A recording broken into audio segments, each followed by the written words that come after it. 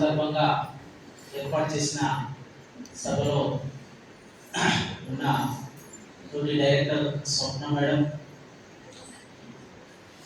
ఉప ప్రధానోపాధ్యాయురాలు విజయకృష్ణ మేడం, అధ్యాపక బృందం, అధ్యాపక బృందం, ప్రియమైన విద్యార్థులారా, అందరికీ తెలుగు భాషా దినోత్సవ శుభాకాంక్షలు. ముందుగా అందరినీ అభినందిస్తున్నాను. చక్కగా తెలుగు మాట్లాడినందుకు దివసం పైన పద్యాలు నేను కూడా మొదటిసారి విన్న పద్యాలు చాలా ఉన్నాయి. చాలా పద్యాలు నాకు తెలుసు, తెలుగు భాష చాలా తెలుసు అనుకుంటుంటాను. మొదటిసారిగా చాలా వాళ్ళు పాడుతున్న పద్యాలు వినడానికి ప్రయత్నం చేశాను.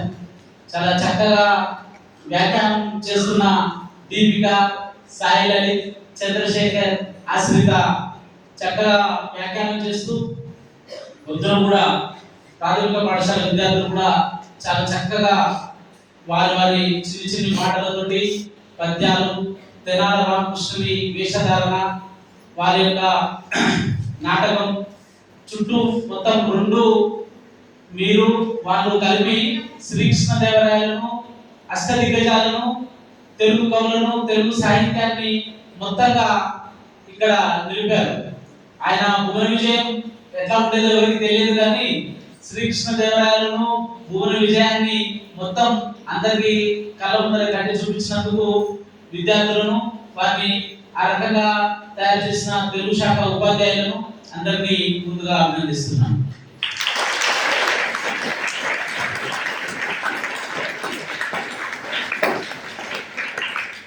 సృజన్ మన్మిత్, అశ్విత్ నాథ్ అందరూ పాడారు శ్రీకృష్ణదేవరాయలు యొక్క పద్యం. శ్రీకృష్ణదేవరాయలు అముక్త మాల్యద అనే రచన చేస్తూ ఉపోద్ఘాతంలో రాసిన పద్యం. దాని యొక్క చివరి పంక్తి ఇక్కడ రాసింది, దేశ భాషలకు తెలుగు లెస్స. పద్యం పాడారు కదా, అముక్త మాల్యదలో రాసిన పద్యం, తెలుగు దేశంకు తెలుగు. దానిలో చివరిది దేశ భాషలకు తెలుగు లెస్స. ఒక ప్రశ్న మిమ్మల్ని అడుగుతాను. చివరి పదం ఉంది, దేశ భాషలకు తెలుగు లెస్స అనేది. లెస్స అనే పదానికి అర్థం ఎవరికి తెలుసు? చేయలేబడి. గ్రూప్ ఆన్సర్ ఇవ్వద్దు, సాయి లలిత ఒకటి చేయలేబడి. ఇంకెవరన్నా లెస్స అనే పదానికి అర్థం తెలిసిన వాళ్ళు చేయలేబడి. అశ్విత్ నాథ్, ముందు సాయి లలిత దీంట్లో ఉన్నారు కాబట్టి తెలిసే అవకాశం ఉంటుంది. మిగతా విద్యార్థులకు పైకి ఇవ్వండి, చెప్పచ్చు. గౌతమి ఎవరికైనా ఇవ్వండి. మనీష్ చేయి సపోర్ట్ కావాలా? ఎక్కువ. ఇంకా వేరే ఆన్సర్ చెప్తారా, వేరే జవాబు చెప్తారా? చెప్పండి. అయితే సంతోషం, ఇంతమంది చేయలేదు. ధైర్యం ఫస్ట్ ఎవరు ధైర్యం చేయలేదు, మెల్లమెల్ల ధైర్యం చేసి ఒక చేయి చూసి రెండు చేతులు చూసి 4 చేతులు వేసినాయి. సంతోషం. లెస్ అనే పదానికి అర్థం తెలుసు. చాలా మంది ఇంగ్లీష్ ప్రభావం తోటి లెస్ అనుకుంటారేమో. దేశ భాషలకు తెలుగు లెస్ అంటే చాలా తక్కువ, లెస్ అంటే తక్కువ. ఇంగ్లీష్ పదం లెస్, తెలుగు పదం లెస్ అంటే ఎక్కువ. కాబట్టి ఒక ఉకారం తోటి ఎంత అర్థం మారిపోతుందో చూడండి. చాలా జాగ్రత్తగా తెలుగు నేర్చుకోవాలి. అందుకే ప్రపంచంలో ఏ భాషకు లేని అక్షరాలు తెలుగుకున్నాయి. తెలుగు భాషలో ఎన్ని అక్షరాలు?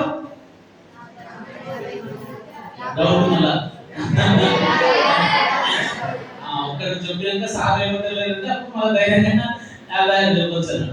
ఏ భాషలో ప్రపంచంలోనే, దేశంలో కాదు, ప్రపంచంలోనే ఏ భాషకు లేని అక్షరాలు తెలుగు భాషకు ఉన్నాయి.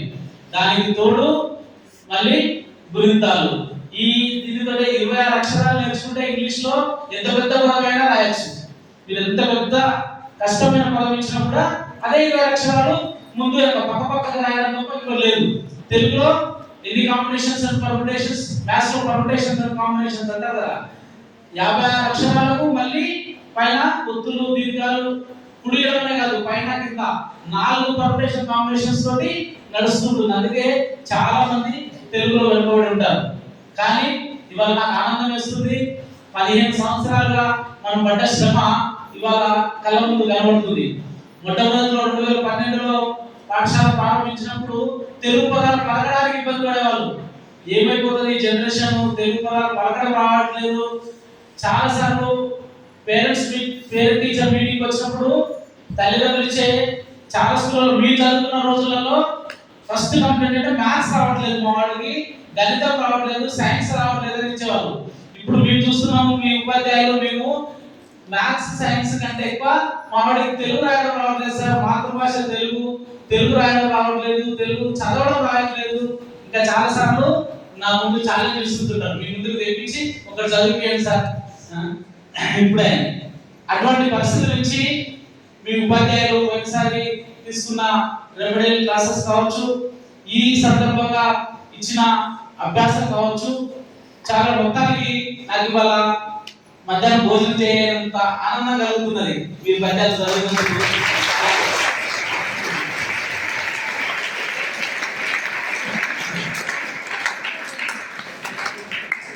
రాయప్రోలు సుబ్బారావు గారు అని ఒక ప్రముఖ తెలుగు కవి, ఆయన అంటారన్నమాట, ఏ ప్రఫుల్ల కుసుమూల పూజ సరిదినో ఈశ్వరులకు పూర్వజన్మందు మొదలమో తెలుగు నా మాతృభాష.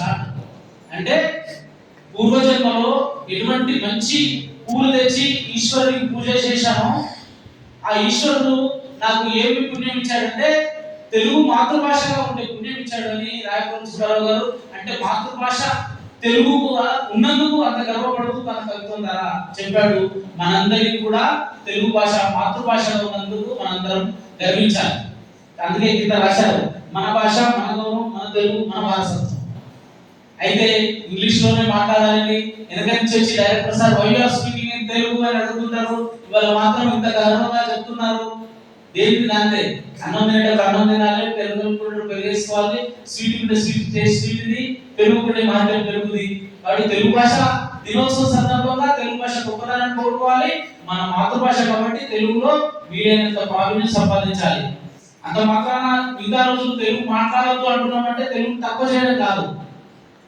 సిబిఎస్ఈ స్కూల్లో చదువుతున్నందుకు, ఇంగ్లీష్ మీడియంలో చదువుతున్నందుకు ప్రపంచంలో పోటీ ఎదుర్కోవాలంటే ప్రపంచ దేశాలతో పోటీ పడాలి కాబట్టి ఇంగ్లీష్ భాషను నేర్చుకోవాలి. ఇంగ్లీష్ భాషను నేర్చుకోవడం తప్పేం కాదు. పోయినసారి తెలుగు భాష దినోత్సవం సందర్భంగా కూడా చెప్పాను, గుర్తుంచుకోవాలి కాబట్టి కొత్త విద్యార్థులు వచ్చారు కాబట్టి కొత్త ఉపాధ్యాయులు కూడా ఉన్నారు కాబట్టి గుర్తుంచుకోవాలి కాబట్టి చెప్తాను. మళ్ళీ కూడా చిన్న ఉదాహరణతోటి మాతృభాష పరభాషలు ఎట్లా మాతృభాష దేంతో పోల్చి చెప్పాను పోయినసారి విన్నాలను గుర్తుంటే చెప్పండి. మాతృభాషను దేంతో పోల్చాను, పరభాషను దేంతో, విదేశీ భాషను దేంతో పోల్చాను గుర్తులేదు. సంవత్సరం కింద విషయం ఏం గుర్తుంటే సార్, అంత గుర్తుంటే బాగానే ఉంటుండే. నెక్స్ట్ సారి గుర్తు పెట్టుకుంటారు, వచ్చేసారి ఎలా గుర్తు పెడతారు. మాతృభాష కళ్ళ వంటిది, పరభాష కళ్ళ చోటు వంటిది.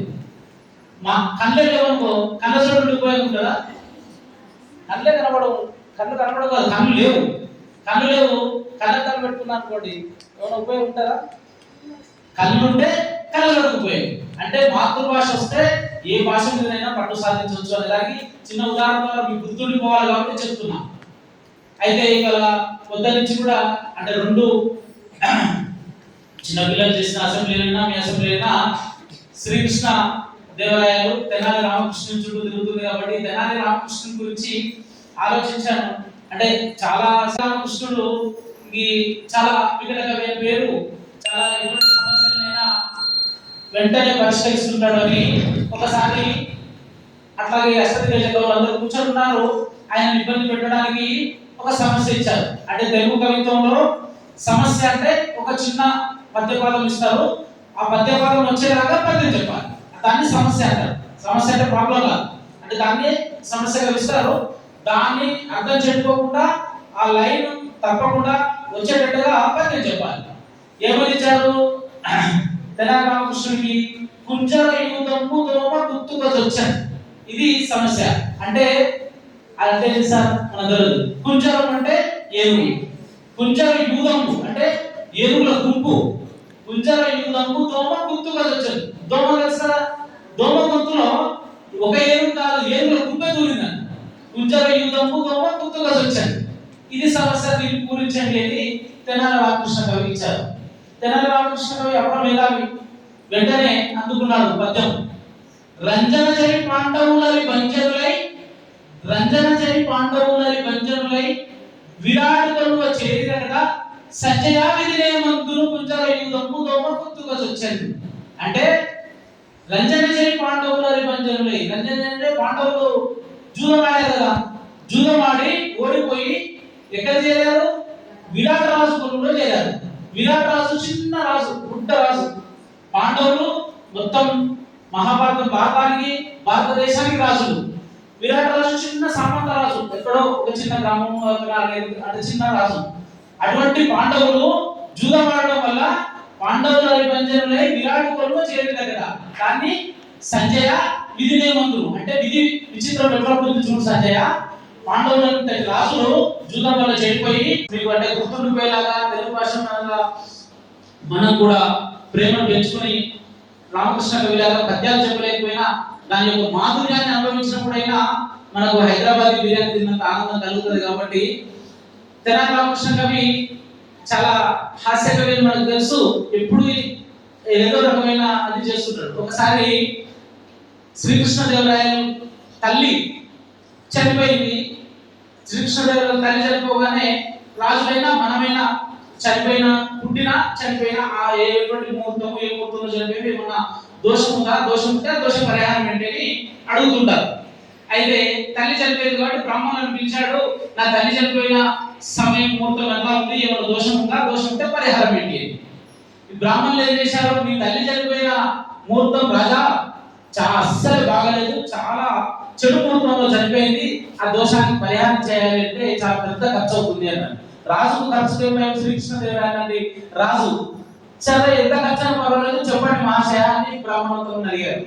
బ్రాహ్మణులకు రాజు శ్రీకృష్ణదేవరాయల దాతృత్వం తెలుసు, డబ్బు కొట్టేయాలని దురాశ కలిగింది. శ్రీకృష్ణదేవరాయలు తల్లి ఏమడిగిందంటే ఇటువంటి వర్షాకాలంలో చనిపోయిందా, ఇప్పటిదాకా సూపర్ మార్కెట్ లేవు, వర్షాకాలంలో ఆమె ఏమడిగిందంటే నాయన నాకు మామిడి పండు తినాలని ఉంది, మామిడి పండు తెచ్చి అని అడిగింది. మీ తల్లి చనిపోయే ముందు మామిడి పండు అడిగింది, నువ్వు తెచ్చిచ్చే లోపల చనిపోయింది. అంటే వర్షాకాలంలో మామిడి పండు దొరికే రోజులు కావు కదా, అది రాజ్యం దగ్గర ఎక్కడ మామిడి పండు దొరకలేదు, ఆమె చనిపోయింది కాబట్టి చివరి కోరిక తీరకుండా చనిపోయింది కాబట్టి అది చాలా దోషం, అందువల్ల పరిహారం. మరి ఏం చేయమంటారు అని అడిగితే ఆ బ్రాహ్మణులు ఏం చెప్పారంటే బంగారంతో మామిడి పనులు చేసి బ్రాహ్మణులకు దానం ఇవ్వండి, ఆ దోషం పోతుంది అంటారు. అంటే బ్రాహ్మణులందరూ బంగారం కొట్టాయని ప్లాన్ చేస్తున్నారు. రాజా సరే అన్నారు. వచ్చాయి మామిడి పనులు పుట్టగా బంగారు మామిడి పనులు కాదు స్వర్ణంతో చేసిన మామిడి పనులు వచ్చినాయి, పంచుకున్నారు. మొత్తం ఖజానా ఖాళీ అయిపోయే పరిస్థితి. బంగారు మామిడి పనులు సైజు బంగారం అంటే ఎంత 5 తులాలు, వాళ్ళకి తెలుస్తుంది తొందరగా, మీకు తెలియదు తులాలు లెక్క బంగారం లెక్క. అయితే అందరూ మొత్తం పింపల్స్ వసతి అందరూ యాక్షన్ ఎట్లా చేయాలి, ఎట్లా ఆపాలి? రాయవారిని ఆపే ధైర్యం ఎవరికి లేదు, రాష్ట్ర ఆపే ధైర్యం ఎవరికి ఉంటుంది కదా. రామకృష్ణ కవిని చేశాడు, నువ్వే ఏమైనా చేస్తే నువ్వే చేయాలి. ఆయన ఏం చేసిన వెంటనే ఆలోచించి ఎట్లయితే మామిడి పండ్లు తీసుకొని బయటకు వస్తున్నారో రెండో కౌంటర్ పెట్టాడు. రెండో కౌంటర్ పెట్టి ఏమడిగాడు, ఇక్కడ తీసుకున్న వాళ్ళు ఇక్కడికి కూడా రండి అని ఆహ్వానించాడు. ఎందుకండి ఎక్కడైంది, మా తల్లి కూడా చనిపోయింది, రాయవారి తల్లి చనిపోయిన తర్వాత మా తల్లి చనిపోయింది, మా తల్లి చనిపోయింది కూడా దోషం అడిగాను, దానికి ఒక పరిహారం చెప్పారు మీలాంటి పెద్దవాళ్ళు, కాబట్టి నాకు కూడా కొంచెం అవకాశం ఇచ్చి నా తానం కూడా స్వీకరించానండి. ఆశ ఎక్కువ కదా, అరే ఇంకో మళ్ళీ డబల్ వస్తుంది, డబల్ ధమాక ఒకటే అంటే ఇంకా ఆయన ఇస్తాడు. సరే బంగారం ఇస్తే ఆయన వెండిలో కాన్సెప్ట్ ఏదో ఇవ్వబోదా అని అక్కడ కూడా క్యూ కట్టింది. క్యూ కడితే ఆయన ఏం చేస్తున్నాడు, ఎన్ని కావాలండి అని అడుగుతున్నాడు. అడగంగా వీళ్ళు ఆశపతి 3 అన్నారు అనుకోండి, పెట్టి 3 వారాలు పెడుతున్నాడు. ఇది ఎర్రగా కాల్చిన కడ్డీ పెట్టుకున్నాడు, కొలిమిలో ఎర్రగా కడ్డీ కాల్చిండు, వాదలు 3 అనగా 3 పెడుతున్నాడు. కుయ్యబోరు పోతున్నాడు.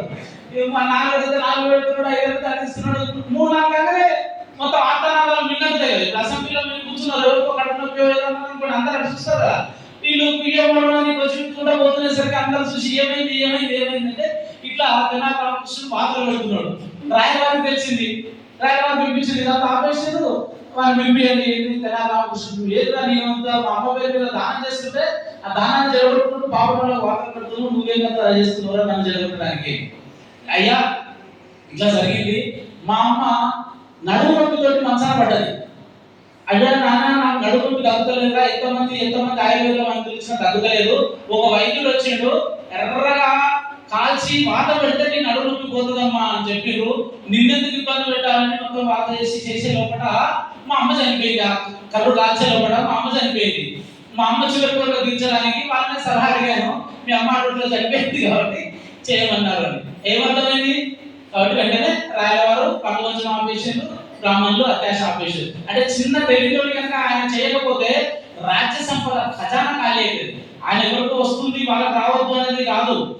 రాజు కనుక అనాలోచితమైన నిర్ణయాలు తీసుకొని, ఇప్పుడు ఒక్కొక్క ప్రశ్న చెప్తే చాక్లెట్ ఇచ్చారు స్వప్న మేడం. చాక్లెట్ ఇవ్వకుండా అందరికి తులం తులం బంగారం ఇచ్చారు అనుకో, స్కూల్ ఫీజులు మిగులుతాయా? సమాధానం చెప్పి తులం తులం బంగారం పోతే మీ ఉపాధ్యాయులకు శాలరీ ఇవ్వడానికి ఉండదు. మొదటి ఫస్ట్ తారీఖు రాగానే ఏంటండి ఇవ్వలేదంటే వాళ్ళకి చాక్లెట్ బదులు తులం బంగారం ఇచ్చినాం కదా అన్నారు. వివేచనతో పనులు చేయాలి, ఎంత దానికి ఎంత దాంతో సంస్కారం చేయాలి. కాబట్టి ఇట్లా చేస్తుండేవాళ్ళు. ఇంకొక చిన్న కథ చెప్పి 10 నిమిషాలు ఇచ్చారు, చిన్నగా ఎక్కువ తీసుకోవడం నాకు అలవాటు కాబట్టి కొసరు ఉంటుంది నాకు. ఇంకొక చిన్న కథ చెప్తాను. శ్రీకృష్ణదేవరాయల ఆస్థానంలో తాతాచార్యులు ఉండేవారు. తాతాచార్యులు చాలా సెంటిమెంటల్ ఫెలో, చాలా సెంటిమెంట్స్ ఉంటాయి అన్నమాట. పొద్దునే శివుని గుడికి వెళ్తాడు. గుడికి వెళ్ళేటప్పుడు పొద్దున్నే శివుని ముఖం చూస్తే ఏమవుతుందో అని చెప్పేసి ఫస్ట్ శివుని ముఖం చూసేదాకా, శివలింగం చూసేదాకా ఎవరిని చూడొద్దు. ఎవరైనా ఎదురొస్తే ఎవరి ముఖం చూస్తే ఏమవుతుందో అని చెప్పేసి ఒక ముసుగు కప్పుకొని పోతుండేటోడు. ఈ చాదస్తం కనుక అందరినీ పెరుగుతాయి, రాజ్యంలో అంతా చాదస్తం పెరిగిపోతుంది, మూఢనమ్మకాలు పెరిగిపోతాయని తెనాలి రామకృష్ణుడు ఆ చాదస్తాన్ని మార్చాలని ఒక చిన్న ఉపాయం పడినాడు అన్నమాట. పండి ఒక రోజు తాతాచార్యుడు బయటకు వచ్చి ముసుగేసుకొని సీరియస్ గా పోతున్నాడు. గుడి ఎక్కడితో తెలుసు కాబట్టి ఎదురు చూడకుండా నేల వైపు చూసుకుంటూ బాట వైపు చూసుకుంటూ పోతున్నాడు. ఈయన ఎదురుకు వచ్చి ఆయన కాలు కట్టబెట్టి పడినట్టు చేసి ఆ ముసుగు లాగి చూసేసరికి తెనాలి రామకృష్ణుడు ఎక్కడికి పోతుంది కంప్లైంట్ ఏమైనా చదివితే డైరెక్టర్ సార్ దగ్గరకు, వైస్ ప్రిన్సిపల్ దగ్గరకు పోతుంది కదా, క్లాస్ టీచర్ దగ్గరకు పోతుంది కదా. కాబట్టి కంప్లైంట్ రాయలవారి దగ్గరికి పోయింది. నేను పొద్దున ఎవరు చూడొద్దని ఇట్లా చేసినా ఇట్లా చేశాడు తెనాలి రామకృష్ణుడికి కంప్లైంట్. తెనాలి రామకృష్ణుడు పిలిచారు, శిక్ష ఏమేయాలి. రాయలవారు ఏం చేశారు, తాతాచార్యులు గారు ఏం శిక్ష విధించమంటారు చెప్పండి అని. ఈ మూర్ఖుడు ఆయన మొహం చూసినా కాబట్టి నాకు ఇవాళ ఏం కీడు జరుగుతుందో ఆయనకి ఉరిశిక్ష విధించండి అని అడిగాను. అడిగితే తెనాలి రామకృష్ణుడు అన్నాడు, ఉరిశిక్ష విధించేటప్పుడు ఎవరైనా రాజు అయినా ఎవరైనా చివరికి అడుగుతారు, చివరి వివరణ అడుగుతారు. మరి నాకు వివరణ తీసుకొని నన్ను ఉరిశిక్ష చేయండి. సరే రాయవారు చెప్పు నీ వివరణ ఏంటి అంటాడు. ఎవరి మొహం చూస్తే కీడు జరుగుతుందో అని ఆయన అన్నారు కదా. ఇప్పుడు ఆయన సేఫ్ ఉన్నాడు, నా మొహం చూసిన ఆయన ఆనందపడుతున్నాడు, ఆనందంగా ఉన్నాడు, మీ గొర్రెలో కూర్చొని ఉన్నాడు. ఆయన మొహం చూసిన నేను ఉరిశిక్షకు అవుతున్నా. ఇప్పుడు ఎవరి మొహం మంచిది కాదు, రాజుగారు అని అంటున్నాడు. అంటే తాతాచార్య మొహం మంచిది కాదు కదా. అట్లా కనువిప్పు కలిగేటట్టుగా చేసి తెనాలి రామకృష్ణుడు తన తెలివి, అంటే దీని ద్వారా మనం తెలుసుకోవాల్సింది ఏంటంటే మన తెలివి ద్వారా మనకున్న చిన్న ఆశచతుర్త ద్వారా ఇటువంటి కనువిప్పు కలిగేటట్టు ఎవరైనా మూర్ఖంగా ప్రవర్తించినా ఎవరైనా చేసినా ఇటువంటివి చేయాలి. మీరందరూ కూడా నాటకం ద్వారా సాయి మందితో గ్రూప్ అందరూ కూడా అష్టదిగ్గజాలు మహిళలు తెలుగు పద్యం చెప్తుంటే నేను వచ్చాను. వాడిని చూసి తెలుగు పద్యాన్ని కానీ ఫస్ట్ నాటకం వేయడానికి వచ్చి ఋత్విక్ నిలబడ్డాడు. మేడంతో చెప్తున్నా వీడేంది వీడు నిలబడ్డాడు, వీడు ఋత్విక్ ఆడ ఏం చేస్తాడు, వాడి దొరుకుతుంది మేడం అంటుంది. వాడికి పైగా రాజ్యసభలో బట్టలు కంటే గట్టిగా వస్తున్నాడు అని ఆయన నేను చెప్పిన. కనీసం అసెంబ్లీలోనో అక్కడ ఎక్కడైతే బిగ్గరగా మైక్ లేకుండా మాట్లాడాల్సిన ఉద్యోగాలు ఉంటాయి అన్నమాట. అదన వస్తలే ఋత్వికానికి ఏం రాదు, యూజ్లెస్ అని తింటుంటాం కదా. అమంత్రం అక్షరం నాస్తి నాస్తి మూలం మనోషం అంటుంటారు. అంటే ఎవరు యూజ్లెస్ ఉండరు. అటువంటి వాళ్ళని కూడా అంటే అటువంటి వాళ్ళని కూడా తీర్చిదిద్దిన ఉపాధ్యాయులు చాలా గొప్పవాళ్ళు. ఉపాధ్యాయులు ఎప్పటికీ గౌరవిస్తూ ఉండాలి.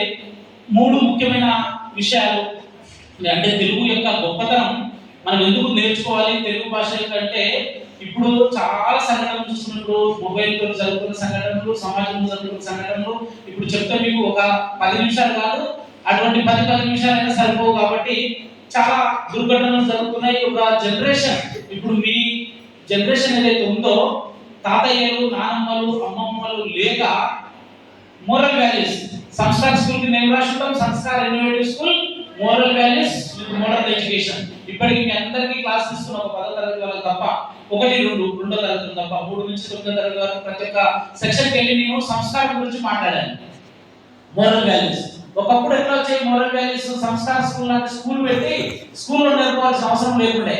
తాతయ్యలు, నాన్నమ్మలు, అమ్మమ్మలు పద్యాల ద్వారా చిన్న చిన్న పద్యాలు మేము ఎండాకాలంలో బయట పడుకునే వాళ్ళం. ఇప్పటిలా ఏసీ ఉండకపోయేది. ఎండాకాలంలో వాకిట్లో మంచాలు వేసుకొని పడుకుంటే నిద్ర పట్టేదాకా రామాయణము, మహాభారతము, పద్యము ఏదో చెప్తుండే వాళ్ళు. లేదు టీవీ లేవు, మొబైల్ లేవు. మాకు టైం పాస్ కావాలన్నా వాళ్ళని అడగాలి, వాళ్ళ టైం పాస్ కావాలన్నా మాకు ఏదో చెప్పాలి. కాబట్టి ఈ రకంగా జ్ఞాన మార్పిడి, మోరల్ వాల్యూస్ అనేది జరుగుతుండే. తెలుగు పద్యాలు నేర్చుకుంటే ఇప్పుడు మీకున్న నీతి మధురిమ, నీతి శతకమ చాప్టర్ ఉంటుంది ప్రతి క్లాస్ లో.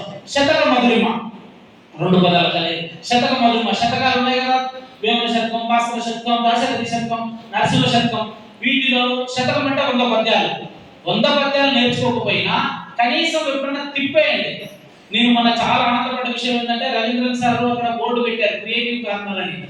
క్రియేటివ్ కార్నర్ అని బోర్డు పెడితే అందరూ రవీంద్రన్ సార్ కొత్తగా చూస్తున్నారా, ఎక్కడ ఉన్నాడు ఇట్లా తిరిగి చూడాలి. సరే, సంతోషం. రవీంద్రన్ సార్ మళ్ళీ కలుగుతారు. అక్కడ తనీష్ రెడ్డి ఒక పద్యం రాసి పెట్టాడు పోతన భాగవతం నుంచి. అడిగా నేను, నిజంగా నీకు వచ్చా ఆ పద్యం అని? వచ్చు సార్ అన్నాడు. చదువు అన్నా, చదివాడు. మళ్ళీ నిన్న ఇంకో పద్యం రాసి పెట్టాడు. పోతన భాగవతం నుంచి పద్యము నేర్చుకోవడము, కంఠస్థం చేయడము రాశాడు. నేను 5 నిమిషాలు నిలబడి చదివా. ఎక్కడ తప్పు రాశాడా, తప్పు రాస్తే సూచితం, పట్టుకుందాము, తప్పులు ఎక్కడం కాదు. అట్లా అంత చక్కటి తెలుగు పాడడము, రాయడము, రావడం అనేది చాలా మంచిది. మీరందరూ కూడా ఒక తెలుగే కాదు, తెలుగైనా, ఇంగ్లీష్ అయినా, హిందీ అయినా నేర్చుకుని అక్కడ పెట్టండి. మోరల్ వాల్యూస్ వస్తాయి. పెద్దగా ఒక చిన్న పద్యం చెప్పి ముగిస్తాను నేను. అంటే ఎందుకు పద్యాలు నేర్చుకోవాలని కారణంగా మోరల్ వాల్యూస్, తర్వాత స్పిరిచువల్ నాలెడ్జ్, భగవంతుని మీద దైవభక్తి రావాలన్నా, దేశభక్తి రావాలన్నా, దేవుడి మీద అనుగ్రహం, దేవుని అనుగ్రహం మన మీద కలగాలన్నా, తల్లిదండ్రుల కటాక్షం మన మీద కలగాలన్నా మోరల్ వాల్యూస్ పద్యాల ద్వారా వస్తుండేది. నరసింహ శతకం అని మీ అందరికీ తెలుసు. నరసింహ శతకంలో ఎవరు ఎవరిని సరి చేయాలనే ఒక పద్యం చెప్తారు. మనందరికి కూడా వర్తిస్తుంది ఆ పద్యం. పసరంపు పంజైన పసుల కాపరి తప్పు, ప్రజల దుర్జనులైన ప్రభుని తప్పు. పసరంపు పంజైన పసుల కాపరి తప్పు, ప్రజల దుర్జనులైన ప్రభుని తప్పు. సైన్యంకు చెదిరిన సైన్యనాథుని తప్పు, సైన్యంకు చెదిరిన సైన్యనాథుని తప్పు, భార్య కయ్యాలి అయిన ప్రాణనాథుని తప్పు. కూతురు చెడుగైన మాత తప్పు, కూతురు చెడుగైన మాత తప్పు, కొడుకు చెడుగైన తండ్రి తప్పు. అశ్వము మెదకైన ఆరోహణుని తప్పు, అశ్వము మెదకైన ఆరోహణుని తప్పు, తండ్రి దృష్టి అయిన మా వాటి తప్పు. ఇన్ని తప్పులుగా ఇచ్చవచ్చి ఎన్ని వెలుగురయ్యా పూర్వజనులు భూషణ వికాస శ్రీ ధర్మపుర నివాస దుష్ట సంహార నరసింహ దుర్గతుల. ఇది నరసింహ శతకంలో పద్యం. ఎవరెవరు తప్పు అంటే పద్యం పాడి మహారాజు చదవలేదు. అంటే పద్యం యొక్క అర్థం అందరం గమనించుకోవాలి. పసరం అంటే పశువు, పసరంకు పంచైనా పశువుల కాపరి తప్పు. పశువు కాసేటోడు తప్పు చేశారు, పసరం పోయి గడ్డి మీద కూడా ఎవరికైనా పంట వేసింది అనుకోండి, పసర కాసేటోడు కొట్టేటోళ్ళు, తిట్టడం కూడా కాదు, మిమ్మల్ని తిట్టడం మీరు ఫీల్ అవుతున్నారు, కొట్టేటోళ్ళు, కట్టేసి కొట్టేటోళ్ళు. అంటే పశువు కనుక ఆ గుంపు నుంచి తప్పించుకొని పోయి గడ్డి మేయకుండా ఇంకోటి మేస్తే పశువు కాసేటోడు తప్పు. పసరంకు పంచైనా పశువుల కాపరి తప్పు, ప్రజలు సూచనలైన ప్రభుడు తప్పు. ఇప్పుడు కనుక మీకు డిసిప్లిన్ లేదనుకోండి, ఎవరు తప్పు? డైరెక్టర్ సార్ తప్పు. ఏం స్కూల్లో చదివినారా, సంస్కార స్కూల్లో చదివిన సంస్కారం లేదా? కాబట్టి మీరు ఎప్పుడైనా జీవితంలో సంస్కారంలో పనిచేసిన భార్యతోటో, భర్తతోటో, మీ కుటుంబంలోనో, మీ ఎవరి ఇరుగుతోటో, పొరుగుతోటో సరిగ్గా వ్యవహరించలేకపోయినా తప్పు దోషం ఎవరికి వస్తుంది? మీ ఉపాధ్యాయులకు కూడా గైడ్ చేస్తున్న డైరెక్టర్ సార్ దోషం వస్తుంది. ప్రజల దుర్జనులైన ప్రభుత్వం తప్పు, భార్య కయ్యాలైన ప్రాణనాథం తప్పు, భార్య కయ్యాలైనందుకు భర్త తప్పు, కూతురు చెడిపోతే తల్లి తప్పు, కొడుకు చెడిపోతే తండ్రి తప్పు, సైన్యం చెడిపోతే సైన్యనాథం తప్పు. సోల్జర్స్ అందరూ సరిగ్గా చేయలేదు అనుకోండి తప్పు, గ్రూప్ కమాండర్ అని తప్పు. ఇట్లా అశ్వము మెదకైన ఆరోహణం తప్పు. గుర్రం బాగా పరిగెత్తాలి, రాణా ప్రతాప్ సింగ్ యుద్ధంలో గెలవాలంటే గుర్రం బాగా పరిగెత్తాలి, చేతక్ గుర్రం బాగా పరిగెత్తాలి. గుర్రం కనుక స్వారీ చేసేవాడు బాగలేదనుకో, రౌతు మెత్తనైతే గుర్రం 3 కాళ్ళ మీద పరిగెడుతుంది అంటారన్నమాట. అంటే దాన్ని బాగా దౌడు తీయించలేకపోతే వాడి తప్పు. దంతి దృష్టి అయినా మా వాడి తప్పు. ఏనుగు చూశారు కదా, ఏనుగు ఎంత కంట్రోల్ ఉంటుంది? పైన మావాటి కూర్చుంటాడు, చెవులో పొడుస్తుంటాడు అంకుశంతో, దాంతో కంట్రోల్ చేస్తుంది. అంటే కనుక దంతి దృష్టి, ఒకవేళ ఆ ఏనుగు కనుక వచ్చి భక్తులందరినీ దొక్కేసింది అనుకోండి, ఎవరి తప్పు? మావాటి. దాన్ని ఎవరైతే మావాటి అంటారు దాన్ని, వాళ్ళ తప్పు. ఇట్లా మనం మోరల్ వాల్యూస్ అంటే ఎవరిని సాధించాలి? తల్లి, తండ్రి, గురువు, ప్రభు, రాజు అందరి బాధ్యతలు చెప్తున్న ఒక పద్యం. అట్లాంటి పద్యాలు నేర్చుకోవడం ద్వారా మనం తెలుగును బాగా నేర్చుకొని చివరిగా అంటే నాకు ఎక్కడికైనా కంట్రోల్ చేద్దామంటే కంట్రోల్ వస్తలేదు, ఇంకా గుర్తు వస్తున్నాయి కాబట్టి ఒక పద్యం చెప్పి ముగిస్తా. అంటే తెలుగు నేర్చుకోవడం యొక్క ఇంపార్టెన్స్ చెప్పడానికి, తెలుగు మీద మీకు మమకారం పెంచడానికి, తెలుగు మీద మనం కూడా ఒక రోజు ఇట్లాంటి పద్యం చెప్తామా. నేను ఎందుకంటే ఇవాళ ప్రాక్టికల్ గా చూసాను, ఎంత అలవోకగా పద్యాలు సరే 2 రోజులు 3 రోజులు ప్రాక్టీస్ చేసి ఉండొచ్చు. అభ్యాసం కూర్చుంటే అభ్యాసం ఇది రాదు కాబట్టి అభ్యాసం చేసినప్పుడు అంత చక్కగా పద్యాలు పాడారు. అయితే మనం మోరల్ వాల్యూస్ కూడా నేర్చుకోవాలి. చాలా మంది ఇవాళ ఎందుకు నేరాలు ఘోరాలు జరుగుతున్నాయంటే సంపాదన. ఇప్పుడు మీ ఉపాధ్యాయులు ఉన్నారనుకోండి, ఉపాధ్యాయులు అడుగుతారు పక్కింటి ఆయన రియల్ ఎస్టేట్ చేస్తుంటాడు, 10వ తరగతి ఫెయిల్ అయిపోయాడు, రియల్ ఎస్టేట్ చేస్తాడు. రియల్ ఎస్టేట్ చేసి మంచి పెద్ద కారు కొంటాడు, పెద్ద బంగ్లా అపార్ట్మెంట్ కొంటాడు. 10th ఫెయిల్ అయిపోయాడు. ఇద్దరు క్లాస్మేట్స్, మీ టీచరు మీ సార్, అతను క్లాస్మేట్స్ అయినారనుకో, ఆ 10th ఫెయిల్ అయిపోయాడు, మీరు మీ సార్ మంచి ఎంఎస్సి బిఈడి గోల్డ్ మెడల్ సాధించి టీచర్లు అవుతారు. వాడు పక్కన రియల్ ఎస్టేట్ పెద్ద క్లాస్ ఫెయిల్ అయ్యి రియల్ ఎస్టేట్ చేసి పెద్ద ఫార్చునర్ కార్లో దొరుకుంటూ ఈయన హేళనగా చూస్తుంటాడు అనమాట. వీళ్ళకి మనకు కూడా ఎవరైతే బాగా చదువుకుని సంపాదించాలని ఫ్రస్ట్రేషన్ వస్తుంటది, అవునా కదా? ఇంత చదువుకుని ఏం లాభం, వాడు ఇట్లా చేస్తున్నాడు, ఇట్లా బతుకున్నాడు, ఇదంతా. అంటే ధనం కావాలి, బతకడానికి డబ్బు కావాల్సిందే తప్ప డబ్బే బతుకు కాదు అని చెప్పే ఒక పద్యం నరసింహశతకం నుంచి చెప్పి నేను ముగిస్తాను. అందరికి కూడా అంటే మీ శతకమాధంలో కూడా ఉంటుంటుంది నాకు తెలిసి. అందరు 7వ తరగతిలో ఉంది లాస్ట్ ఇయర్. నరసింహ శతకంలో తల్లి గర్భము నుండి ధనముదేయుడు వెళ్ళిపోయేది నాడు వింటరా, తల్లి గర్భము నుండి ధనముదేయుడు వెళ్ళిపోయేది నాడు వింటరా, లక్షాధికారి అయిన లవణమన్నమే గాని మేలుకు బంగారము మిగకూడదు, విత్తమార్జన చేసి విరమిగుడే గాని కూడబెట్టిన ధనము తోడరాదు, విత్తమార్జన చేసి విరమిగుడే గాని కూడబెట్టిన ధనము తోడరాదు, గ్రాముగా ధనము సంపాదించి దాన ధర్మము లేక దాచి తుదకు దొగలకి రోదరడకోము తేన చుట్టి గలియ వాకరవరుడు భూషణ వికాస శ్రీ ధర్మపుర నివాస దుష్ట సంహారణ సుమధుర్ధుర. అంటే తల్లి గర్భం నుంచి వచ్చేటప్పుడు మనం ఎవరు కూడా డబ్బు పట్టుకొని ఈ లోకం మీదకి రాలేదు, పోయే రోజు కూడా వెంబడి రాదు. ఈ మధ్యలో జీవితం గడపడానికి డబ్బు అవసరం కాబట్టి ఎంత డబ్బు అవసరమో అంత డబ్బు సంపాదించాలి.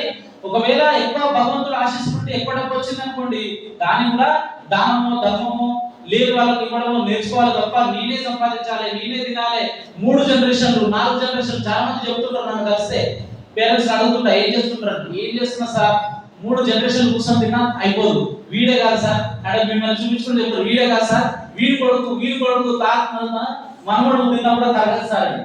భగవంతుడి దయ వల్ల పూర్వజన సుకృతం వల్ల అటువంటి ధనం వచ్చినా కూడా లేని వారికి పేదవారికి సాయం చేస్తూ బతకాలి తప్ప పోయేనాడు పట్టపోలేము. కాబట్టి లక్షాధికారి అయినా లవం అన్నమే కానీ, అంటే ఒకప్పుడు ఆయన రాసే టైపు 1,00,000 అంటే చాలా పెద్ద డబ్బు. ఇప్పుడు 1,00,000 నెలజీతం వచ్చినా సరిపోవట్లేదు, కానీ లక్షాధికారి అయినా లవం అన్న అంటే ఒకవేళ లక్షలు కోట్లు సంపాదించినా ఏం తిన్నాడు, అన్నము లవం అంటే ఉప్పు. అంటే ఆ రోజులలో ఆ ఉప్పు కాలంతో అన్నం తింటే చాలా పెద్ద గొప్ప, అటువంటిది తింటాము. వెళ్ళిపోయేది నాడు వెంటరాదు, పోయే రోజు ఏం తీసుకోపోమంటే. అంటే ఇంత చిన్న పిల్లలను కూర్చోబెట్టుకుని ఇంత వేదాంతం ఎందుకు చెప్తున్నా అంటే రేపు మీరు ప్రయోజకులు కావాలి, ఇంజనీర్ కావాలి, సాఫ్ట్వేర్ ఇంజనీర్ కావాలి, డాక్టర్ కావాలి, మంచి విదేశాలకు వెళ్ళాలి, డబ్బు సంపాదించాలని ఇక్కడ డైరెక్టర్ సార్ చెప్పట్లేదు. బాగా సంపాదించిన డబ్బుతోటి కుటుంబం పోషించడమే కాకుండా అందరికి కూడా సహాయం చేయాలి, పేదవాళ్ళకి సహాయం చేయాలి, సమాజానికి సహాయం చేయాలి, give back to the society, సమాజానికి తిరిగి ఇవ్వాలి. ఇటువంటి అన్ని కూడా తెలుగు పద్యాల ద్వారానే మనం నేర్చుకోగలుగుతాం. కాబట్టి తెలుగు మీద మమకారం పెంచుకోండి. తెలుగు మాతృభాష, మృత భాష కాదు. ఏంటిది? మాతృభాష. మాతృభాష అంటే మదర్ టంగ్, మృత భాష అంటే వేరే భాష కాదు. మృతం అంటే చనిపోవడం, మృత భాష చనిపోతున్న భాష కాదు. తెలుగు చదవడం రాయడం రాక తెలుగు చచ్చిపోతుంది అంటుంటారు అనమాట. తెలుగు మృత భాష కాదు, దాన్ని అమృత భాషగా మార్చాలి. అమృతం అంటే తెలుసు కదా, దేవతలు సేవించి దీర్ఘాయుషంగా ఉంటున్న భాష.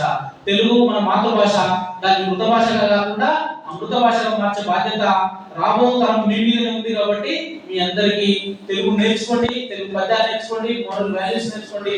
రాసి పెట్టారు సంస్కృతి సాహిత్యం మన వారసత్వం, కాబట్టి దాన్ని ఫాలో అవ్వమని చెప్తూ సెలవు తీసుకుంటాం.